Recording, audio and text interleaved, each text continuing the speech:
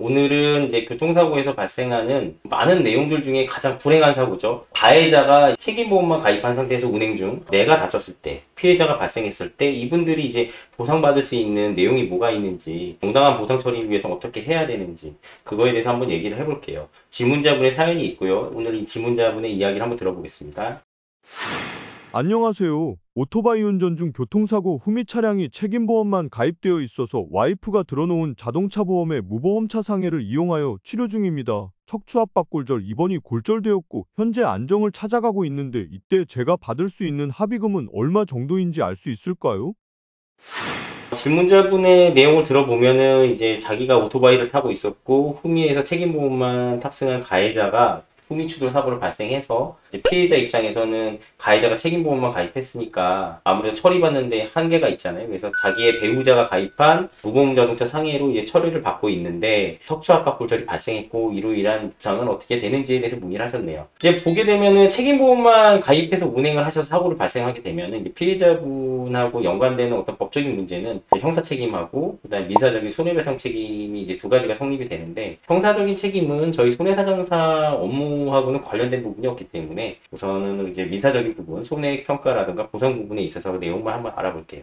이 부분에 있어서 우선은 피보험자 범위에 대해서 알아야겠죠. 내가 이제 가해자의 어떤 배상 의무자, 가해자가 있고 내가 이제 보상을 받아야 되는 입장인데 배상 의무자 존재하는데 그 배상 의무자가 보험이 없어요. 그러면은 내가 이러한 자동차 운행으로서 손해를 입었으니까 내가 들어놓은 보험으로 보상받을 수 있는 게 있거든요. 그게 바로 교통사고 종합보험에 들어가는 담보 내용 중 하나인 무보험 자동차 상해 담보 특약이에요. 근데 이분 같은 경우는 피해자분이 이륜차 운행을 하시다 보니까 무보험차 상해 담보를 가입이 안 돼 있는 것 같아요. 그래서 배우자의 종합보험으로 처리가 되는데요. 이제 약관상 이제 피보험자의 범위가 있어요. 김용 피보험자, 김용 피보험자의 배우자, 김용 피보험자 배우자의 자녀, 그 부모들, 그러니까 뭐 장인 장모나 뭐 시부모님까지 피보험자의 범위에 들어가죠. 그래서 여기에 해당되시는 분들이 교통사고가 발생을 했는데 뺑소니라던가 아니면 책임보험만 가입한 가해 차량에 이렇게 상해를 입게 되면은 이 무보험 자동차 상해 담보 특약으로 처리를 받을 수 있어요.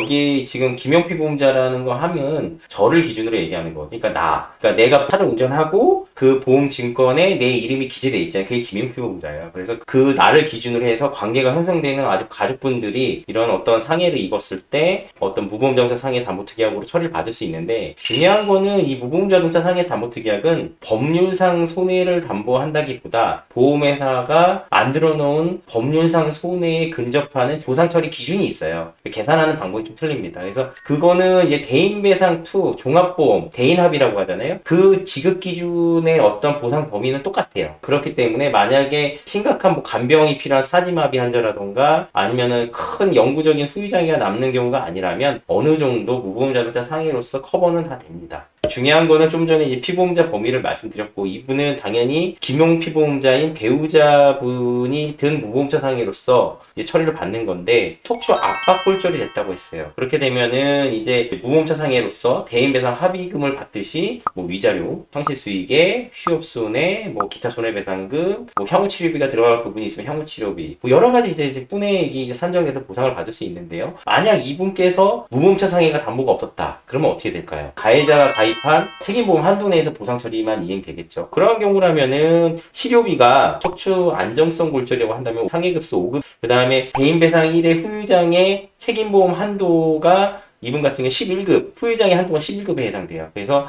2,300만 원 한도로서 손해액으로서 평가해서 그 한도로서만 지급이 됩니다. 그렇기 때문에 만약에 이 피해자분이 소득이 높고 그래서 뭐 후유장애가 또 뭐 한시적으로 뭐 3년, 5년, 뭐 7년 영구적으로 가는 분들도 있거든요. 그런 부분들이 있다 그러면은 대인배상 1을 넘어서는 실질적인 손해액이 굉장히 크겠죠. 그렇게 되면은 이분은 결국 보험사로서 받을 수 있는 돈은 굉장히 작고 결국은 그 넘어서는 대인배상 1에서 보상되는 상해급수 치료비 한도 외의 치료비와 그 다음에 후유장애 한도액을 넘어서는 법률상 손해액에 대해서는 가해자에게 민사적으로 뭐 소송을 진행해가지고 보전받는 방법밖에 없어요. 그렇기 때문에 운전을 하시는 분들이 같으시다면 무조건 무보험 자동차 상해 담보를 꼭 가입하시는 게 좋으세요. 김선사 같은 경우는 뭐 무보험 자동차 상해 담보 특약을 5억까지 가입하고 있거든요. 왜냐하면은 실질적으로 사고가 크게 났을 때 간병비라든가 그런 부분이 적용될 수가 있기 때문에 최대한 많이 보상 범위의 한도를 넓게 하셔서 적용하는 게 좋습니다. 합니다. 사고는 어떻게 발생할지 모르니까요. 그래서 그렇게 하셔가지고 처리하는 게 나아요. 보험료가 그렇다고 그렇게 많이 들어가는 그 특약도 아니에요. 그래서 무보험자 상해는 내가 들어놓고 내가 보전을 받는 거기 때문에 상해보험의 항목에 들어가요.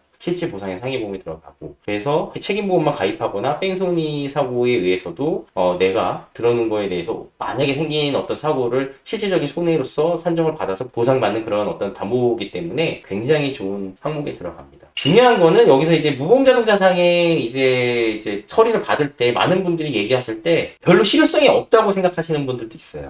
단순히 염차나 타박상, 매우 경미한 사고 같은 경우는 그러합니다. 왜냐하면은 보험사에서 이 무보험자동차 상해는 보상 처리 방법이라든가 그 시스템 자체는 대입에서 합의금 받는 거랑 그 산정 방법은 똑같지만 실무적으로 내부적인 시스템이 틀리기 때문에 보험사 담당자들이 합의를 위해서 향후 치료비를 얼마나 더 주고 이렇게 뭐 합의를 유도를 하지 않아요. 합의를 이렇게 적극적으로 권장하지 않는다는 얘기죠. 그렇기 때문에 뭐 실질적으로 딱 단순 염자라던가 경미한 타박상 같은 경우는 정말 정직하게 이제 입원 일수에 대한 휴업 손해, 그 다음에 통원 일수에 대한 1일당 8,000원, 그리고 이 경미한 사고도 위자료 15만 원 이렇게만 딱 계산해서 얘기를 보통을 해요. 그렇기 때문에 무보험차 상해 이거 해도 뭐 대인 배상 이랑 똑같이 계산된다고 하는데 보상범위 정말 적은데 이거 별로 의미 없잖아. 그렇게 느끼실 거고 그렇게 생각이 드실 거예요. 경미한 사고의 피해자분들 같은 경우는. 김선사가 이전에도 얘기 드렸던 무보험자동차 상해 내용들 댓글을 보면은 그런 내용을 달아주신 분들도 많이 있어요. 하지만 실질적으로 피해자분들이 십자인대 파열이라던가 뭐 진문자분처럼 척추압박골절 같이 이런 어떤 중상해를 입으셨다면은 그 효용성은 굉장히 큽니다. 더불어 이제 차량이 탑승하지 않고 보행 중에 어떤 보유불명 자동차라던가 가해자가 이렇게 정확하게 종합보험을 가입하지 않았을 때 처리받을 수 있는 범위는 굉장히 넓어요. 물론 이런 거를 정확하게 처리받기 위해서는 보험사에서 어떻게 접근을 할 거고 어떻게 처리하려고 할 건지를 알고서 그 부분에 대한 대처 방안을 마련할 수 있는 전문가의 좀 도움은 필요하겠죠. 그분들은 이제 저희 전문가 통하시면 좀 해안을 드릴 수 있고, 만약에 본인께서 처리하시는데 스트레스 받으실 것 같다 그러면 적극적으로 물어보시고 또 뭐 위임하셔서 처리 받으셔도 되니까요. 오늘 김선사의 내용은 여기서 마치고요. 이러한 영상들이 마음에 드셨고 또 도움 되셨다면 가시기 전에 꼭 좋아요와 구독을 꼭 부탁드리겠습니다. 앞으로도 많은 분들에게 더 좋은 정보를 찾아뵐 것을 약속드리겠습니다.